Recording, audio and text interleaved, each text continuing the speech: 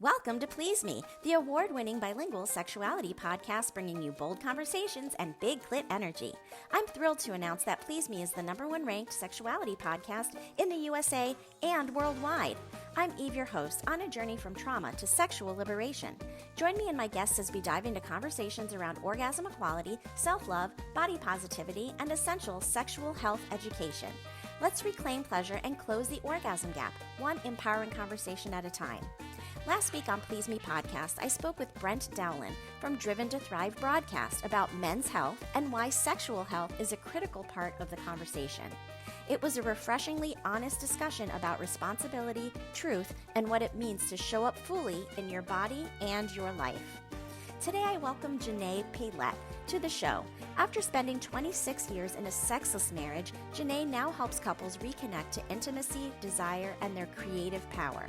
In this episode of my women's broadcast, we dive into sexual empowerment, emotional safety, and why desire doesn't disappear because of age, hormones, or time, but when communication shuts down and the body no longer feels invited into the relationship.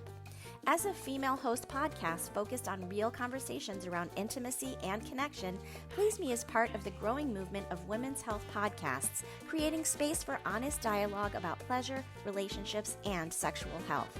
This conversation is raw, eye-opening, and deeply needed. I think you're going to love it, so enjoy. This season, I'm returning to the original format with weekly podcast episodes plus the continuation of a fan favorite roleplay segment at the end of every episode. Always fun, always spicy, and not to be missed. Early access drops every Monday on Patreon with public releases every Wednesday on all major podcast platforms, so set your alarms.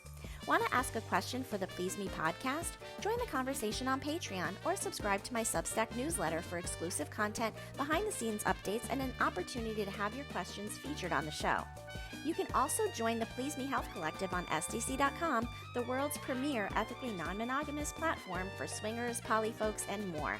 Use code 37340 for a free trial membership and access to my growing community, including free monthly webinars. Please Me is for mature audiences, so sit back, relax, and surrender to the pleasure of Please Me. Emotional safety means I'm vulnerable, I'm authentic, I'm able to hear what my partner says without shaming them or blaming them, right? To me, it's really the true foundation of intimacy into me. I am showing up as my authentic self, and I can hold the space for him or her to show up as their authentic self as well. Ladies, whether you are just starting your menopause journey or well into it and have questions about hormone replacement therapy, you're not alone. Many women experience vaginal dryness, decreased sensitivity, and urinary incontinence, like leaking when you sneeze, laugh, or exercise. These symptoms can be frustrating and limiting, but they are also very treatable. I experienced this myself and decided to try Parlor Game's topical estrogen and progesterone creams. Within 1 month of consistent use, my incontinence completely resolved. Topical estrogen helps restore tissue health, improve sensitivity, and support bladder control, while topical progesterone supports hormonal balance. If you are ready to stop suffering in silence, check the show notes for the link to Silky Peach, the topical estrogen cream, and Vibrant Third, the topical progesterone cream. I feel relieved and confident again, and I know you can too. I love wearing a bra, said no one ever. If you're tired of discomfort and want a great bra alternative, I highly recommend Cakes. I gave up bras during COVID and searched everywhere for something better, and Cakes is the best solution I've found. They offer adhesive, not adhesive, and push-up options that give a seamless look under your clothes without straps or discomfort. If you're tired of racing to your car to pull your bra off at the end of the day, it's time to get your Cakes. I haven't looked back, and I know you won't regret it. Check the show notes for the link. Hello, and welcome to Please Me, the podcast that aims to destigmatize conversations about sex and sexual health by turning the sheets into our classroom. Today, I am so excited to welcome Xanet Pailet to the show.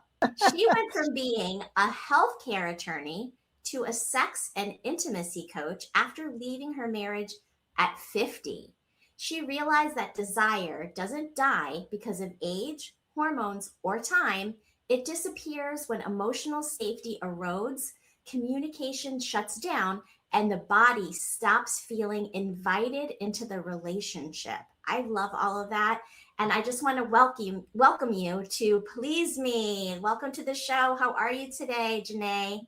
Thank you so much, Eve. I am incredibly excited and honored to be here, and I'm excited about having this conversation with you as well, and all of your amazing listeners. Thank you. I want to start with emotional safety because that's something that you sort of lead with. Mhm. And how is it created and how is it maintained and nurtured in Mm. relationships? Yeah, I think that emotional safety is foundational for really healthy sexual relationships. And when things falter, a lot of times there's issues with respect to emotional safety. So, emotional safety is something that is like everything is a tool that you can learn.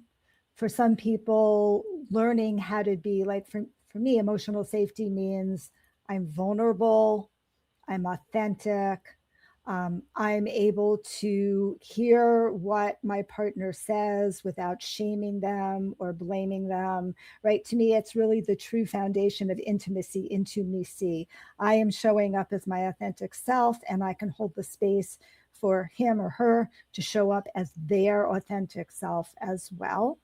And it also means, Eve, that we learn how to repair when we have conflicts. That is, again, I have a new book, The Sex and Intimacy Repair Kit. And what I say in it over and over again is like, really, the key to creating and sustaining a long term relationship is to learn how to repair when conflicts arise, because that creates the emotional safety as well. So, foundational element in a healthy sexual relationship and long term relationship. Great question. Absolutely. And, both you and I have been involved in sexless marriages. And yours went on, I think, 26 years. Is that what I remember reading? Yeah, And it I was was, like over 2 decades. There are 2 children that came out of that marriage, so it wasn't completely sexless, but yes. it's interesting that you say that because I also have two children, both of whom were in vitro children. So they didn't Oh, even require sex. So I feel like that may have been like the beginning of the end in terms of our, intimate relationship. I would wow. love to know how that sort of dissipated over time for you. And when was it that you were to the point where you had had enough and were ready to like move on and separate? Well, I think my story really starts in childhood, like so many of our stories Mm-hmm. start. And it's so appropriate to talk about this on this podcast where we're trying to destigmatize, right? Um, 100%. right. And so I actually had some pretty, for me, intense shame trauma experiences as a little girl. One which was being caught playing doctor in first grade with my best friend, who was came from England, and her mother walked in on us, and then my mother got called and I got punished and also just terribly shamed for it. And then she moved away in second grade, and they never let us play together alone after that. And I just assumed it was because I was such a bad little girl, right? I was so bad and I was so shamed for that. And I think that was actually where it started. And then topping on top of that, and this is something I talk about very openly in my first book, Living an Orgasmic Life, I had an experience with my dog, Lucky, when I was maybe in second grade, right? So maybe it was like a year later. And I already had the experience of being shamed, but he liked to like lick my panties. And, damn, it felt good, right? But I had this experience of shame from what happened the year before, and a ton of anxiety because it was like, they were compounded, right? It was like, oh, it felt good. And I was super anxious that I was going to get caught again and that my mom was going to walk in on me. And that began the trajectory of having anxiety around sex. of feeling disconnected from my body, of feeling like it was not okay to experience pleasure in my body. And that kind of carried through, to my marriage because while I had sex when I was 16, shockingly, it was very uncomfortable, right? So I never had that experience because I was carrying that anxiety around sex into my adult relationships. And that happened in my marriage as well. And there ended up just being a ton of drama and frankly, physical pain around intercourse or anything. I mean, I was just like, I would lay there, just be like, oh, please let this be over. Right. It was painful for me and emotionally painful as well. And then I also had medical trauma, and that's something that doesn't get talked about a lot. That there's a lot of medical, women experience a lot of trauma at the hands of maybe well-meaning gynecologists, urologists, from childbirth, etc. That also causes us to shut down and blocks our sexuality. So it was like the perfect storm of all of these things that were happening at the same time, which just made me be like, I'm done, man. Like, I'm just going to shut my legs. Not that we ever talked about it, but I'm just going to shut my legs and be done with it. And kind of essentially that's what happened by the time I was like 31. Wow, that's really young. And that's so sad because those are like Yeah. such great years, I and, know, I know. but, you have plenty more in the future. And Totally. I like to think of this as a safe space. So thank you so much for sharing that information. And I know you put it in a book, but it's a different thing to say it out loud. And Totally. you really did catch me off guard. I was not expecting the dog story. And I think it's amazing that you can share that information. I myself come from a history of childhood sexual abuse. Mhm. So I understand that early traumas really do influence the rest of our adult lives. And Totally. if we don't deal with those traumas, they can really carry on and cause havoc in our relationships. So, Absolutely. yeah, absolutely. So, I would love to know how you sort of dealt with all of those traumatic experiences as a child. Was that after you decided to separate from Yes. your partner? Because you went from sexless and traumatized to writing a book about having an orgasmic life. I Right. would love to know how that connected. Yeah, no, great question. Yeah, so at age 50, I had, it was really like we became empty nesters. The kids were both in college. I'd had a 7-year plan to leave this marriage, to be honest. And I executed it eventually, and it was the right thing to do for both of us. But I knew, Eve, that like I had to really look at me. Like I hadn't had any time to look at me. I was a mom. I had my own healthcare company at that time, consulting practice, right? I was uh, producing musicals on Broadway. Like I was super busy. And I took all my sexual energy, by the way, and just like, as we do, right? I put it into everything else in my life. But, when I left that marriage, I was like, damn, like I'm 50, I'm young, and I'm a very relationship driven person, right? And I got to look at this. Like, I got to take a really hard look at like what the hell is going on for me, and how do I fix this? And it was, for me, the way the door that opened for me, which just was not intentional, but it just kind of dropped in my lap, was the doorway of tantra and sacred sexuality. Because I'd met someone in New York. I was dating him. He had just gone to a tantra workshop.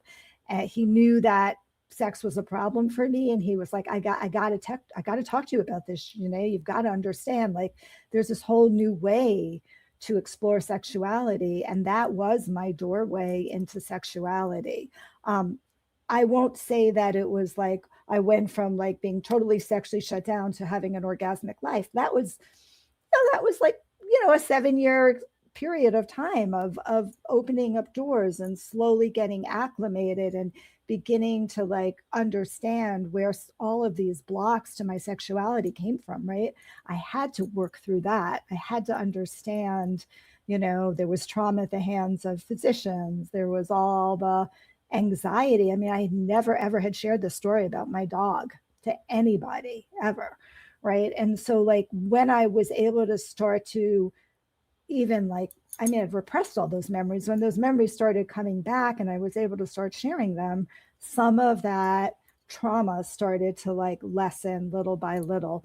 And I felt like I was able to come back into my body because I was so dissociated from my body, especially from my pussy, like no connection whatsoever.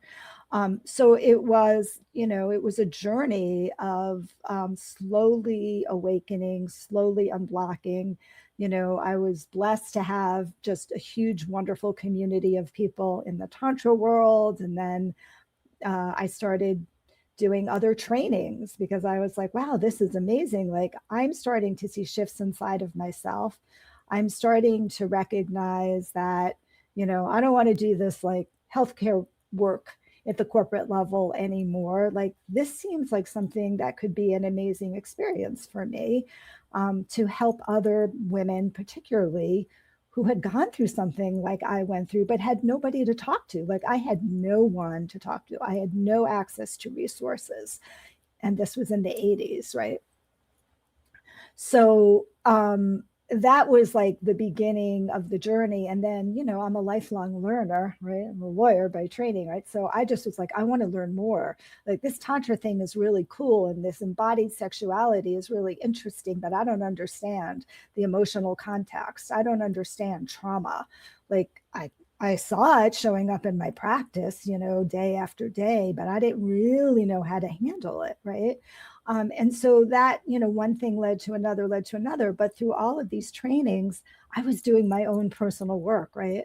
I was learning how to release my trauma. I was understanding where my emotional blocks were coming from, how my childhood emotional wounds impacted my ability in my marriage to actually relate to my partner, right? And all of those patterns that we brought. So it was a long journey, but it was an amazing journey. It was, in many ways very fulfilling, in many ways very scary and painful. Yes. And, I love to help women. And a lot of times talk about getting on that road to sexual liberation, right? And it is a road. It's not just one pit stop, right? It is a road and it's a process and it's a journey. And so I love that you talk about it as part of like a 7-year journey. And this is something that, I think for everybody, obviously their journey is going to be different lengths depending on, Right.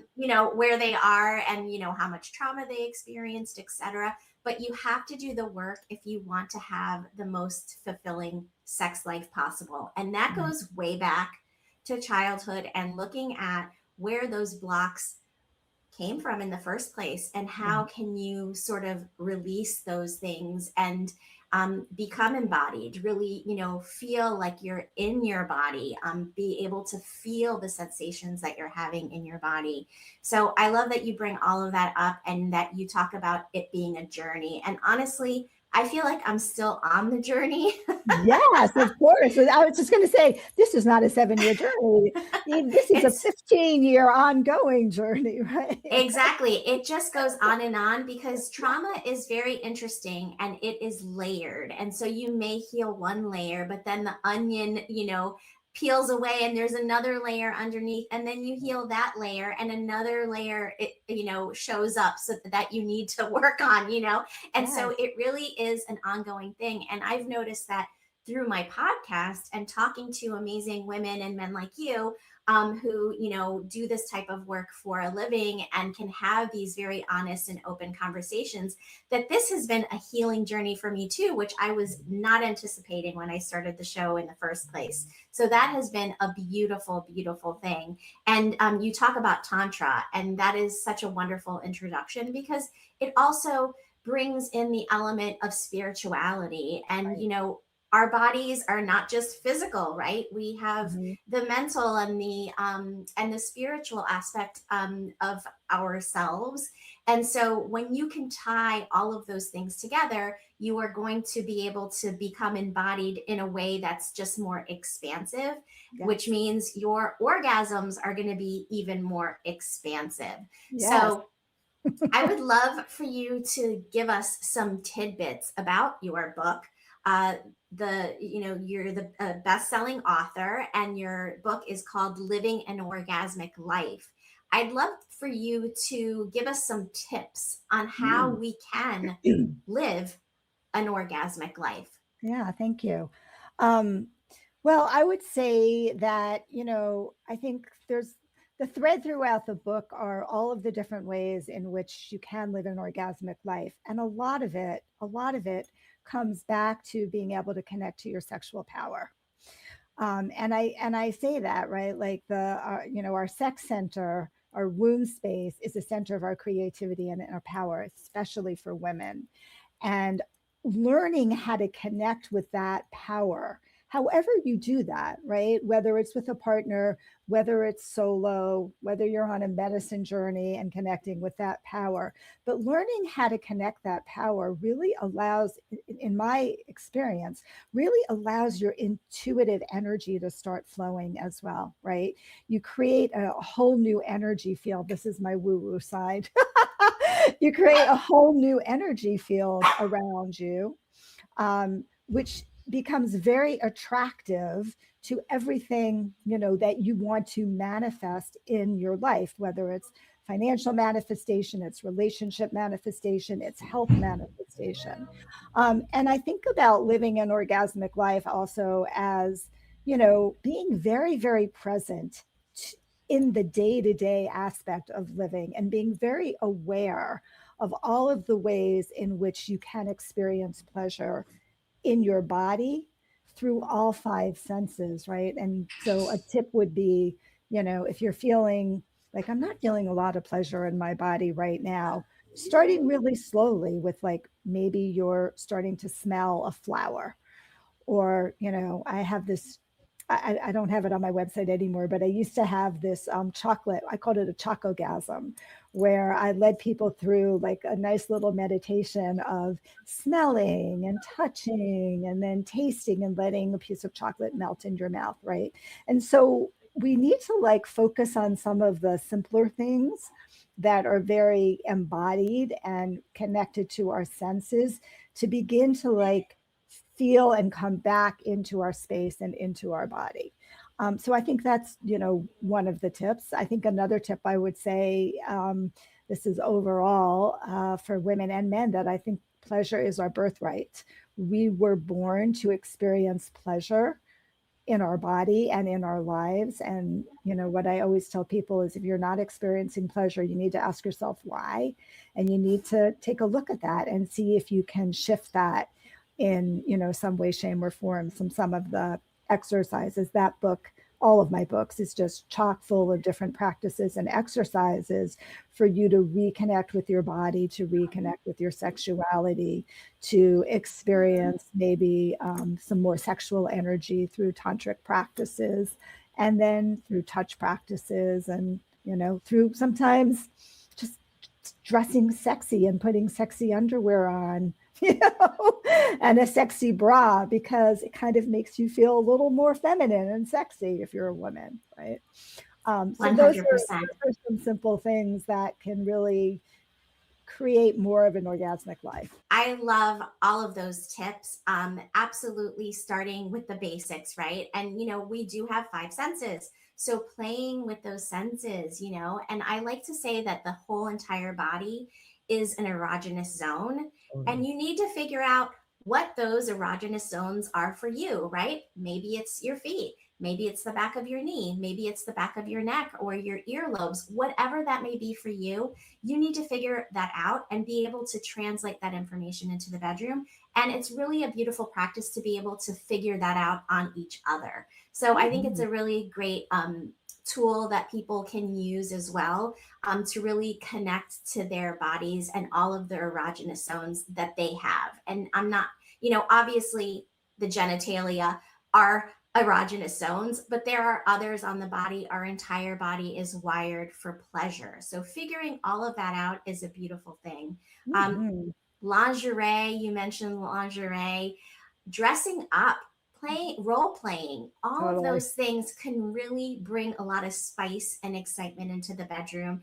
And sometimes it's just silly fun, but really laughing is also part of the whole experience and makes it so much more fun. And really, I like to consider the bedroom our adult playground. And so Mhm. if we aren't playing and we aren't being silly and we aren't being funny, we're missing part of the fun. Yeah, and I think that with a lot of couples, sex sometimes creates a lot of drama for them. There's a lot of pressure, right? And it takes the fun away and the laughter away, and they're just feeling like, oh, hard. It feels hard instead of being fun and playful. And yes, things are going to happen, right? In the bedroom that are going to feel awkward, but you just have to be able to laugh about it, right? And Exactly. I tell all my couples, like, can we play more? Can we have more fun? Can we play games? Very important. Yeah, absolutely. And I can relate to the pressure part because, like I mentioned before, my kids were in vitro. So initially we were trying to get pregnant and trying to get pregnant and trying to get pregnant, which does cause pressure in the Totally. relationship.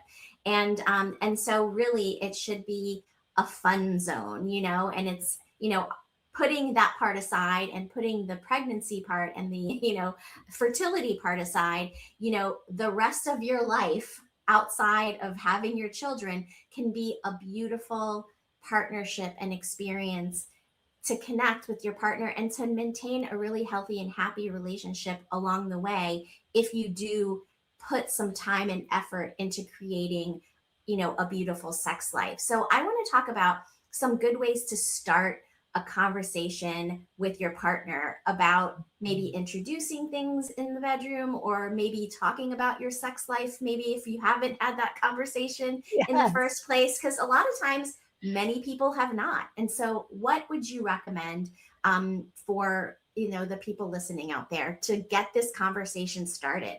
Right. Well, I have a conversation started that I created, a conversation starter that I created because I know for so many couples, it's really hard to get the conversation going, right? You just think you're about to open up a Pandora's box. So I created basically an intimacy equation quiz. So it's kind of like a fun little quiz that you can take that helps you determine what your intimacy equation is, like what your style is. Are you somebody who is more emotionally focused? Are you somebody who is more sensually focused? Are you somebody where loyalty and trust is really the key thing? Or is it more kind of adventure? And what I tell couples is like, take the quiz, get some information, and then turn to your partner and say, hey, I took this kind of fun Facebook quiz, right? We all take those kind of personality kind of quizzes. And this is what I am. And I'm super curious, like, curious what you are. Do you want to take the quiz as well? It's a very safe way to start the conversation because it's a fun thing to do. The quiz itself is fun, and then then you can start to like gently tread into those waters of like, wow, it sounds like you're kind of more adventuresome. What does that feel like for you? Like, do you think we're meeting those needs in the bedroom? And I'm a little more, I want more sensuality. And it's a really sweet way to start the conversation. And I can tell you, this is something I'm going to offer this to all of your audience members as well. You can find this at this website, which is howtoimprovemylovelife.com. Howtoimprovemylovelife.com. It's a very short quiz. It takes like 3 minutes. It's got little gifs on it. It's kind of kitschy cute, but does the job. So that's I think a really good conversation starter for people. And then, obviously, like another foundation for a healthy sex life is really good communication. Of course, you need to have good emotional intimacy to have that, right? But communication is really important, and feeling like you can start to have hard conversations or maybe tricky conversations without blaming or shaming your partner, but just like being curious, right? Like I always like to tell couples, and I use that word a lot in my sessions, like I'm curious about this, or I'm curious about that, right? Because there's no like angle. I'm not angling for anything, right? I'm not trying to manipulate you. I'm just like, I want to know more.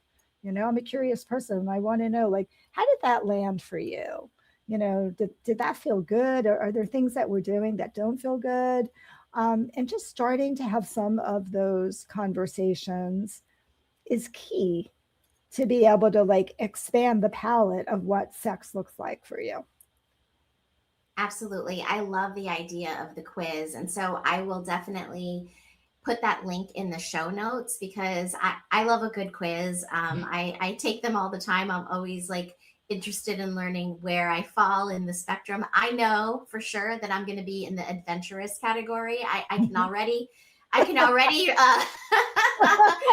predict it. But so I'm going to take the quiz and I'm going to see if I'm right or not. Awesome. Let me know, or let us all know, Eve. Yes, absolutely, I will. Because when you said adventure, I was like, "Yep, that's gonna be me. I'm sure that's gonna be me." I like some adventure in the bedroom. Yeah. But I one of the things that I like to suggest for my listeners and my clients is to find out what your partner's top 3 turn-ons are. A lot of times people are not having these conversations and they don't know. And it's interesting because I just was on a show this morning with a male host. I was on his show and I came up with that suggestion as to something that people can do. And he's been married for 25 years. And he said, I'm guilty. I don't know what my partner's top 3 turn-ons are. And he's been married for 25 years. And so a lot of times people are not having these conversations. And so communication is absolutely essential. Totally. It's, I think, the most foundational aspect of having a relationship. Of course, you do have to have emotional safety in order to feel safe to have these conversations. But when you do establish that, and you do bring up these conversations, they get easier and easier as you go. So, what's the most important skill? And I think that is basically what we're talking about in terms of maintaining a healthy sex life. We're talking about communication here. Is there anything else? Yeah, well, I think this is related to communication, right? Yes. So I think my motto is like, repair, repair, repair, right? And that does take emotional safety. It takes attunement, it takes vulnerability, and it takes excellent communication skills. But again, that's a skill that you can learn. And again, so many couples come to see me, and as we start to get into what's going on with their sex life, it's really not what's going on in their sex life, it's what's going on in their relationship, right outside of their sex life. And so often, and this just happens in the context of romantic relationships, we hurt each other. We're always going to hurt each other. We're always going to cause each other pain. But we don't repair it. We don't know how to repair it. And therefore, we build up resentments and anger. And ultimately, or we just like let it go under the rug, but we're still building up resentment and anger. And that starts to have an impact, a very negative impact on a couple's relationship, right?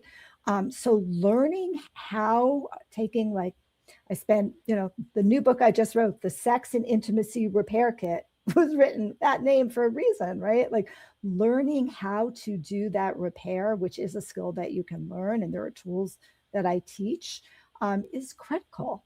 Because here's what happens. I've been in this relationship. I think this will be the last one. I've been in numbers since I left that marriage for 5 years. And, we'll have a conflict. It's really uncomfortable. There's a lot of pain. We're hurting each other. But at the end of the day, we know we're going to repair that conflict. That's not going to bring us down. We're not going to hold it against each other. And that creates emotional safety, right? That creates more calmness. It might not happen right away, not to say everybody's not going to get triggered, but knowing that you can repair is what creates secure attachment in a relationship as well. It's the security of like, oh, we're going to be okay. Maybe things went crazy for an hour, but I know that we're going to be okay. And not only are we going to be okay, but that process, because we're going to be really vulnerable with each other and let the words go and focus on our feelings, it's actually going to create more connection and more intimacy. That's huge in a relationship. I 100% agree, because if you're not repairing year one, guess what's going to happen to year two? All of Mm-hmm. those resentments are going to carry over, and then you're going to have another layer of year two resentments, and then Right. year three resentments, and Right. then it can become so big that it's just insurmountable, right? Right. Or Totally. or feels like it is, right? We Yeah. can surmount it if both parties are willing to do the a- work. Absolutely. 100%. But I love that you're talking about repairing as you go, because absolutely, unfortunately, we hurt the people we love the most, right? That's And right. when you're often with the same person all the time, that's might be the person that gets your explosion of anger when you're, or whatever it may be, Yeah. when you are needing that release, and so I love that you're talking about repairing. And let's talk about repairing in the bedroom, right? what Okay. what about when things have been that are uncomfortable in the bedroom, and we need to repair that. For instance, let's talk about if a man is having issues with function, and there's a situation that needs to have be worked out. How do you encourage people to have these very delicate conversations? And I often will get a response where they say, well, you don't want to hurt your partner's Right. feelings, and it's like, okay, well, if I'm always protecting their feelings, Right. what about my feelings? Because Right. I'm Right. disappointed too. You know what I mean? Right. So I Right. like to think about the feelings on both sides. So I'd love to hear your take on that. Yeah, I mean, I would say that that is a very common scenario that happens, right? A lot of times it happens because one or both parties are feeling a lot of pressure to perform, pressure to give their partner an orgasm, pressure to come, like all of that. Um, and when things go awry, which they often do, like I tell couples, like, just take a pause, right? Just take a pause and say, oops, like, that didn't go, the way we were expecting it to go. That's okay. Right. And, let's maybe come back to something that feels good, and let's take the pressure off of each other. Right. And yes, you want to share your feelings, right? Yeah. Like, I'm kind of disappointed that you lost your erection. That must be hard for you to hear. Right. I don't know that I would say that to a partner personally. I think I would just be like really empathetic and just say, like, well, yeah, like sometimes things just don't go right. Like sometimes erections come and go. I get that. And I think like women do actually really understand that, right? Maybe even more so than men. And they're really, some of them don't care about it as much as, the male partner may, because it's about their ego and their masculinity as well. And so I try to come to that with just a lot of compassion and understanding. And I think I would be personally, I would be like, I would go very light with sharing my feeling around disappointment, especially if I ended up getting satisfied, if that's what, that's where we ended up. um, but really being compassionate to the person who is feeling the struggle, right? And taking the pressure off of them. And just, again, like everything that you're trying to do here in this podcast, destigmatizing it, right? Making it like natural. Yeah, like, sure, we get it. Sometimes you get hard, sometimes you're soft, maybe you're in your head, maybe you're under a lot of stress. Like, that must really suck for you. But can we just like hold each other? Can we make out? Can we go back to doing something that feels really fun and really good and really juicy for all of us? And maybe today we just leave your cock off the table. I I don't know. love this suggestion so much, because Sex is not just about penetration, okay? And No. 95% of women need external clitoral stimulation in order to orgasm. Only 3 to 5% of women can orgasm from penetration alone. I say this all the time, right? And Right. so if you can't get it up and you can't do penetration, not the biggest of deals if you keep an open mind and you maybe redirect or do something different like you just suggested, like, let's kiss, let's touch each other, let's make out, let's do other things, and this is a great time to introduce toys to the bedroom. Mhm. When things aren't, performing at their optimal, you can always bring in toys to help with the experience, and Totally. all of that is considered amazing sex. It doesn't just have to be penetrative sex for it to be amazing sex. All of it, the whole entire thing is what makes sex amazing. The connection that you have with your partner, all of the pre-game fun that you have, to Right. stimulate all of those things. So I'm so glad that you said that. Yeah, for sure. And I'm a big fan of toys as well. And, I would probably say in that situation, well, you've got fingers and there are dildos, right? Like, if she really wants penetration, like, you just don't have to rely on your penis all the time. Exactly. It's not the end all be all. And we know that Exactly. men love their penises They and we do. we love them too. We love them too. But it's not the end all be all, and you can have an amazing sex life and still have zero function. If you have erectile dysfunction, you can still have an amazing Totally. sex life. If you have a flaccid penis, it still feels pleasure, so And you thinking can about that. still have an orgasm and ejaculate, right? With a flaccid penis. Those are two physiologically different, elements. So, but, a lot of people, I agree with you, right? A lot of people think about sex as just penis and vagina, and that's it. And so part of our roles is to like really give people an expansive definition of what sex can be. And, that changes everything for people. Absolutely, Yeah, 100%. I love it.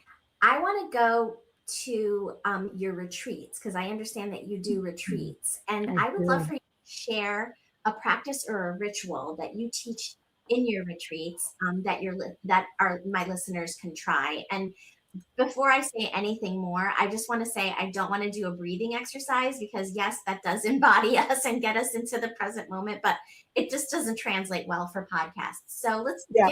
give me another idea because, And I would have never thought of doing a breathing exercise either. okay, good, because mostly that's what the first thing that people think of. And I'm I like, know, but I don't think that's necessary. A lot of people can't actually access that very well. So that would not be what I teach. I mean, I do teach a little bit of breath work, but that's not really the element for me. So what I'd like to teach to your listeners is a concept called touching for your own pleasure. So, most of the time, when we touch our partners, we touch them in a way that we think they want to be touched, right? Our energy, our attention is focused outward towards them. And that actually has a huge impact because the touch feels more disconnected to your partner. They're kind of aware that you're doing something that you're trying to touch them in a way that feels good, but they're not really connected to their body. And it's a very common experience. It's why a lot of people, I find this to be true for women and men, but especially women, don't like the way they're being touched because they're being touched very fast or very unconsciously. I used to have a partner who did that, and he would just like touch my knee and rub it back and forth, and I'd slap his hand. I'd say, just stop. It's like, you're driving me crazy. Don't do that. I mean, I did it nicely. That was when we were driving in the car. However, so the concept of touching for your own pleasure, and this is something that when I teach it often, I just did it this weekend on one of my retreats, I teach it with an inanimate object, right? So if you pick up an inanimate object, a water bottle, for example, right, and you close your eyes and you start to touch this object, in a way that feels good for your hand. So you think about using this object, or in the case of your partner, using a part of your partner's body with their consent that actually feels good for you. And you're focused on your own sensation in whatever body part that you're using to touch, whether it's your hand or your tongue or your lips or, your boobs or whatever it is, right? And that really, really shifts the paradigm for so many different reasons. First of all, it creates what I call a pleasure circuit, right? So if you're touching your partner in a way that feels good for them, they're like, oh, wow, okay, I'm feeling your turn on. You feel their turn on. They feel your turn on, right? And you create this circuit of pleasure, which is really important. And number two, and I find this particularly true for some women and even men, like, giving a blowjob, for example, right? So we have that pejorative word, blowjob. It's like work. But if you, right? But if you switch the paradigm potentially, and you say, like, I'm going to take this penis and put it in my mouth and just really focus on what feels good for my mouth and my lips and my tongue, right? It really changes the experience of doing something for them as opposed to doing something for you as well. And that is a huge paradigm shift. And it's a much more embodied way of touching your partner that will really change things. And I see that all the time when I work with couples. And like all of a sudden I ask, oh, that touch, that first touch felt like maybe a 4. And then when they touch their partner with their own pleasure, it goes up to an 8 or a 9. Wow, that's a huge difference in the response that you're actually getting. So that would be the practice I would recommend. I absolutely love this tip so much because a lot of times we are touching our partner in a way that we want to be touched, right? Right. This is how I want you to squeeze my nipples, so I'm going to do it to you, right? And they're like, I don't like that, And so it's good to have that communication as you go along too, to say, oh, that feels really good. I like how you're touching me, giving them positive reinforcement and positive feedback. And if something doesn't feel good, right? Like the example that I just said, Right. Being confident enough to say, I don't like pinching there, or don't touch me there. I like to be touched here instead. Having that openness in your relationship to have these conversations is so essential so that you can really learn your partner. You should know their body top to bottom, front and back, side to side, and if you don't, it's probably because you're not asking the questions or they're not expressing how they feel about the way that you're touching and doing things to them, right?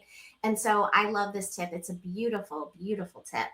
So with that being said, I want to jump into our role play because we are running out of time here. And so something that I'm not going to say what we're going to talk about.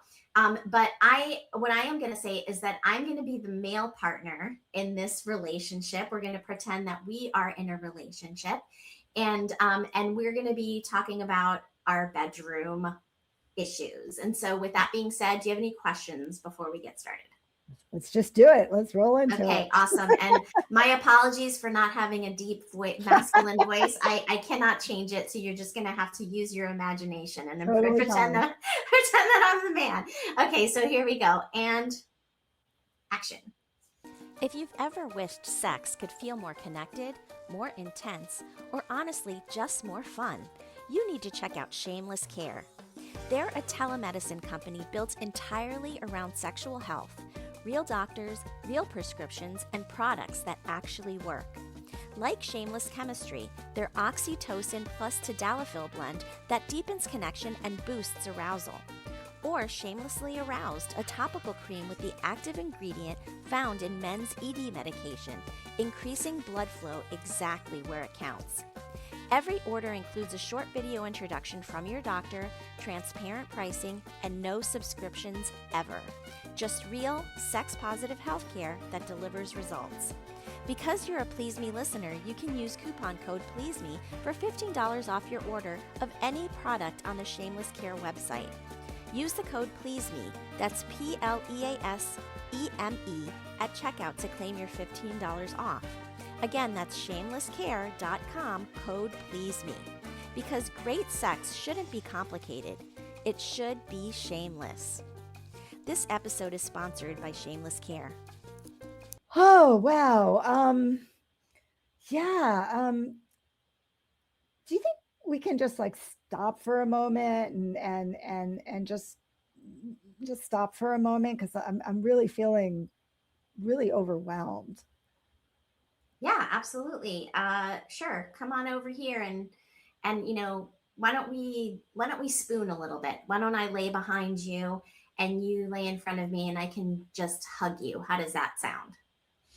Yeah, I think that would be a good way for us just to stop and reconnect for a moment. Thanks for offering that. That'll really help settle me down a little bit. I'm noticing that I do love your touch, Eve, but wow, it feels like Evan, I'm Evan, Evan. Evan, Evan, Evan.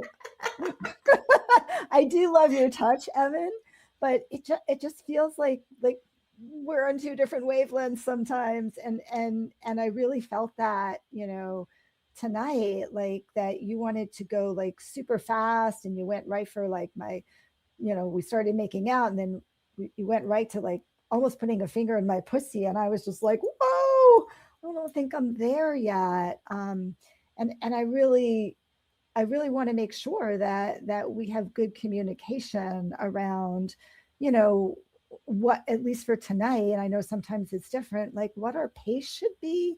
And I want you to get your needs met, but I really need for you to also hear that my needs just didn't quite get met the way I wanted them to tonight. And I know that's hard to hear. Well, I appreciate you being honest with me. And yeah, I think I'm just really tired.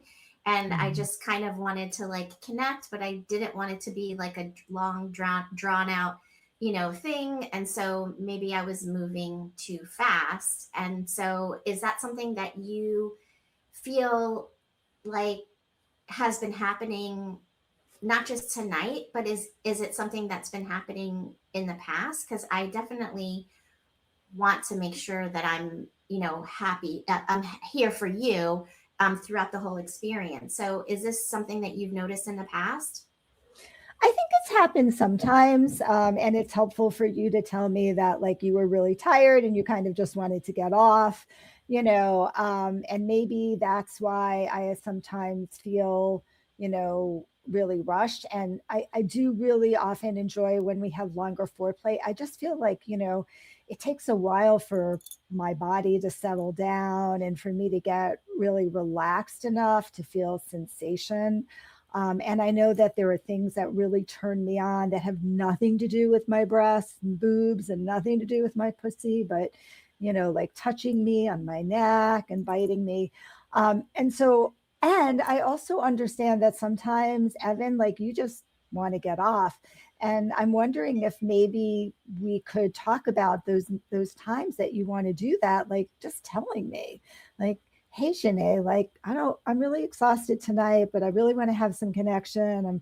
I really want to, I really want to have an orgasm, and maybe I could just like hold you while you masturbate and just like, participate that way, and there wouldn't be any pressure for me to have to perform, because I'd be totally fine with that if you could just tell me that's really what you wanted. I actually kind of like that idea. How does that sound to you? I never even really thought about it, to do that in front of you. But Mm. actually, it sounds kind of hot. And I actually think I might enjoy it, especially if you're watching and maybe making eye contact with me. I think that would actually be a lot of fun. Have you ever thought about this before, or I actually, you know, now that you bring it up, would actually really love to watch you, and maybe not Mm. tonight, but another time, really watch you, touch yourself, because I think it would really actually turn me on too. Is that something that you would ever consider doing? Yeah, I mean, it feels really vulnerable to do that. So I know how maybe vulnerable it feels for you, but like, as our relationship is deepening, and I think I would love that. I would, I might have to have my eyes closed. But I would love for you to see also like what kind of turns me on as well. And I know that you're probably a little more visual than I am. I like to go deep. I like to close my eyes and go inside a little bit more. But I can imagine that would be a turn on for you, because I know like you like women doing that on porn when you're watching porn, right? So I would be excited about offering that to you, and would love to be able to, assist you, whether you wanted me to touch you. And I was kind of thinking like maybe I would just like sit behind you and hold you and like play with your nipples, and maybe touch your penis a little bit, but really like let you do the bulk of the work. Well, I can just be there and supporting you and enjoying seeing you in your pleasure and how you like touching yourself as well. Well, I'm all for expanding our, repertoire in the bedroom. And so I love this suggestion because, yeah, of course, we're not always going to be on the same page. And, sometimes you may need it, and I may not be, in the mood, and vice versa. Just like tonight, where I feel like I was maybe rushing things along, and I'm sorry that you felt that way. Is that something that you want to try today? Hmm. Oh, that's a good question. Yeah, I think I could probably consider that, because it seems like I'm kind of coming down. And I don't know that my energy is going to rise again. It just sometimes takes me a while, but I definitely, like, I know we're cuddling and I can feel your hard cock against my knee. So I know that this is still important for you. And so, yeah, I definitely would be open to trying that tonight. And let's just like after it happens, let's have a little conversation and find out how it went for both of us, and if it's something we want to do again, or if we want to make adjustments to it, or like kind of how it felt for you just to have me there but not super involved participating. I would love to get some feedback on that too. I think it's a great idea to check in afterwards. And why don't we, try and set the mood a little bit? Let's put the music on, and let's, put the lights dimly on so that we can see each other. And I think that this is a great time to see if we can connect in this way. And I would love to give you my feedback afterwards. And I definitely am still turned on, and that's why I'm pushing myself or rubbing myself on you still, because I definitely, I know. I'm feeling the energy. I'm feeling the energy. I still have the energy. So thank you for offering to do that for me tonight. And so let's have some fun, and we can talk about it on the other side. That sounds amazing. And you never know. Like I might change, I might switch as well. So let's just be with like be in the flow here, Evan, like we do when we're best, and see where it goes. But I like the intention that we're setting. That feels really good to me. So thank you for that. Amazing. Well, thank you so much for being so honest and seen. Thank you, Evan. That was great. That was fun. That was a lot of fun, and what a great lesson in like switching things up a little bit, and being open-minded to trying something completely new. And mutual masturbation is a beautiful practice. It Mhm. doesn't have to be both people masturbating at the same time. It could be one person watching as a voyeur and the other being the exhibitionist, and that could be a really super amazing turn on, and a perfect opportunity to get your needs met when the other person is just not physically in the mood. Yeah, absolutely. 100%. Yeah. It's one of the things I like to recommend to my couples a lot at my retreats. Amazing. So let's make sure that my listeners can find you and find your new book as well. Mm-hmm. So you can find me at the best way to contact me is at my website, passionateintimacyretreats.com. You'll have contact form. You can look at my books. Both of the books are on Amazon, Barnes and Noble, and bookshop.org. And you can purchase them there as well. And I don't know when this podcast is coming out, but I have a special pre-order if this is before March 24th, where you'll get a number of bonuses, one of which is significant, which would be an opportunity to come to my retreat in Costa Rica in 2027. That's a $10,000 gift. So if you're interested and this comes out in enough time, make sure to buy the book, send me an email with the receipt, and you'll be entered into the lottery. Wow, I think I'm going to enter into that. That sounds like an amazing, amazing giveaway. And I absolutely love Costa Rica. It's such a beautiful place. So I'll definitely make sure that I include the link to the quiz in my show notes, the link to the books in my show notes, and also put your website in there. And I want to make sure that my listeners can also find me. If you're new to the show, pleaseme.online is my website. It's where I house many different things, webinars that I've done in the past. I have a full sex toy store that are my favorite products. I also have many affiliates that I recommend. So check out my affiliates to support me. All of my shows are on there as well. So, check it out. And I guess with that being said, I want to thank you again, Xanet, for being on the show today. This has been such a fun conversation. Thank you, Eve, so much for having me. What a delight. Until next time, everyone. Are you looking for a sexy date? Look no further than SDC.com. SDC.com is the premier ethically non-monogamous website that is worldwide. It also hosts a wealth of information on sexuality and sexual health, and I host a free live webinar monthly on the site. You can use code 37340 for a free trial membership on me, and be sure to reach out on the site and say hello. I want to personally invite you to join me on Patreon for ad-free listening, bonus episodes, and early releases.